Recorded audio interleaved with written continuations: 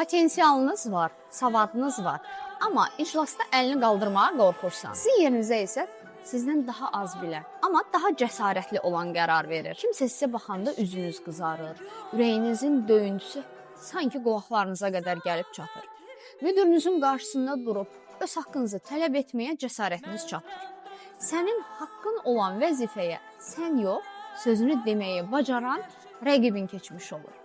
Və sonra isə özünü günahlandırırsan, mən bacarmadım deyə özünü içdən-içə yeməyə başlayırsan. Əgər bu halları yaşayırsansa, demək ki, hətta dostların çöldə əylənəndə sən evdə qısılmış olaraq bir otağın içərisindəsən. Evdə tək qalmaqdan xoşun gəlməsə də, evdə qalmaq üçün məcburi səbəblərin olduğunu düşünürsən. Bu, sosial fobiyadır. Sosial fobiya isə sənin gücünü oğurlayan gücsüzlük. Sənin susqunluğun dünyanı xilas etmir. Sadəcə səni öz kiçik dünyanda baskı altında saxlayır. Göz təması qurmaqdan qaçmaq, insanlardan gizlənmək sənin üçün təhlükəsiz mühit yaratmır. Əksinə səni yalnız edir və yalnızlıq sosial fobiyadan daha ağrılı olur.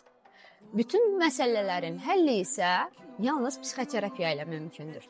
Terapiyalara yazılaraq sosial fobiyandan bir dəfəlik azad olunaraq həyatda lazım olan mövqeyə çata bilərsən.